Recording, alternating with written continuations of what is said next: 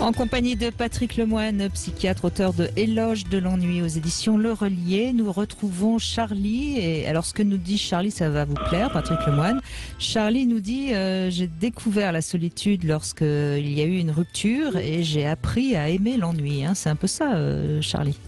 Oui, bonjour. Oui, c'est ça. Bonjour à tous les deux. Oui, en fait, moi, ça m'a permis vraiment de me reconcentrer sur moi et en fait, me réconcilier avec moi-même, on va dire, quelque part. Oui, Et donc, c'est bien. Vous en avez fait quelque chose de positif, alors qu'on peut, après une rupture, justement, sombrer dans la déprime. Hein. Ouais, en fait, au départ, j'ai eu une espèce, d'euphorie. Justement, j'étais dans l'activité et tout ça. Et puis, les moments, le soir, par exemple, et les semaines où j'avais pas mes enfants, d'un seul coup, l'ennui vient. Donc, ça m'a permis de me mettre à la lecture, ça m'a permis de réfléchir sur moi-même. Et aussi, forcément, tout à l'heure, j'entendais qu'on a des pensées qui sont pas forcément agréable. Mais justement, c'est à travers ce genre de pensée que moi, comme je vous disais à l'instant, je me suis réconcilié avec moi-même, quoi. Et alors, c'était quoi, justement, ce genre de pensée pas agréable, par exemple L'échec, quoi, le constat de l'échec. C'était une rupture avec la mère de mes enfants, donc forcément, c'est pas ce qu'on souhaite au départ. Et donc l'échec, le fait de pas se sentir capable, de pas trop savoir donc qu'est-ce qu'on va faire maintenant, parce que quand on est dans la vie de famille et qu'on a un peu une routine, plein de choses à faire quoi tout le temps, du coup on prend pas le temps de réfléchir sur nous-mêmes. Et je suis tombé sur une phrase aussi qui disait celui qui aime la personne avec qui il est lorsqu'il est seul ne s'ennuie jamais. Donc, je sais plus de qui est cette phrase.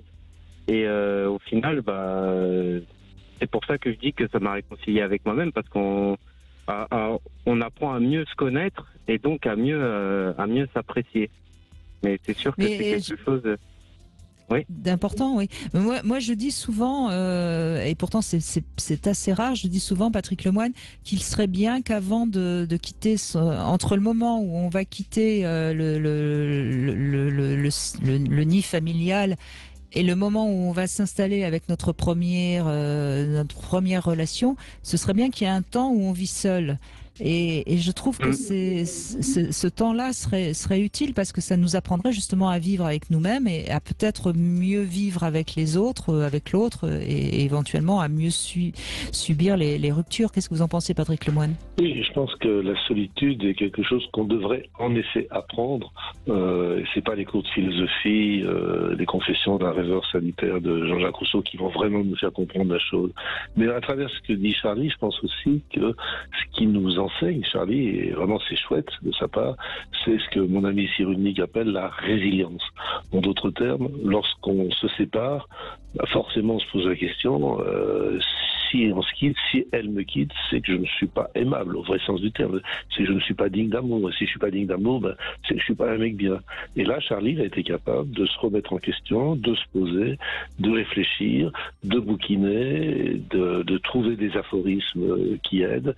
Et finalement, je pense que Charlie est un homme nouveau, grâce à cette résilience qu'il a pu actionner au bon moment, après des moments qui, semble-t-il, ont été difficiles quand même. Quand il parle de ses mauvaises pensées, on sait que ça a été rude, ça a été noir.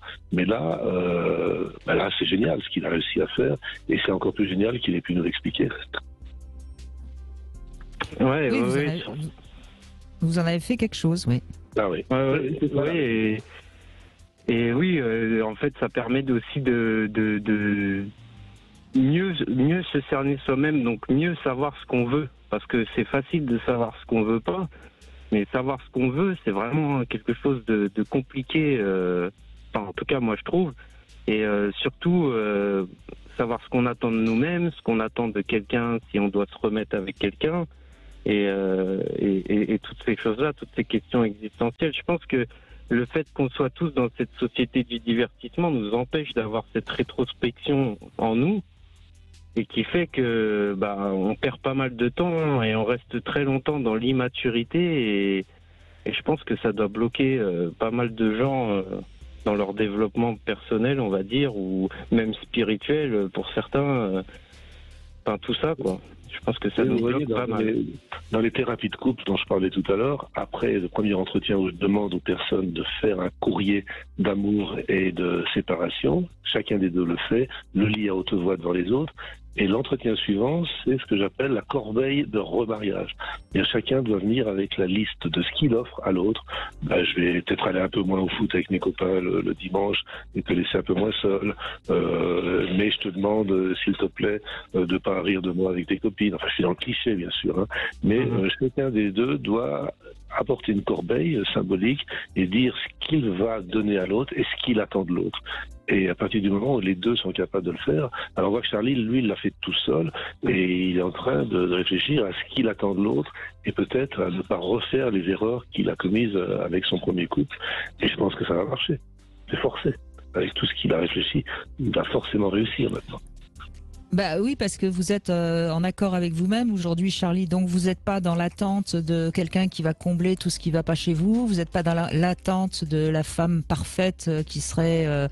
Vous êtes tout simplement, et vous allez vous offrir comme vous allez recevoir celle que vous allez rencontrer. Et en effet, il y a toutes les chances pour que ça fonctionne bien. Alors, je ne sais pas si vous êtes vous avez déjà une idée de avec qui vous allez peut-être. Continuer, Charlie, non? Oui. Oui, en fait, je suis avec quelqu'un et en fait, j'ai un peu l'impression de mieux aimer. Alors, je sais pas, c'est un peu flou comme concept, mais... Charlie, écoutez-moi, écrivez-lui, sans qu'elle la voie, écrivez-lui une belle lettre d'amour où vous lui expliquerez ce que vous allez lui offrir et ce que vous attendez d'elle.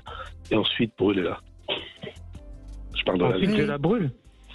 Oui, parce que vous lui donnez pas, c'est juste pour que ce soit très clair en vous. Et si c'est très clair en vous, vous allez donner avec beaucoup plus de générosité, de naturel, et vous allez recevoir ce qu'elle peut vous donner sans être dans une attente de toujours plus. Et ça sera encore mieux.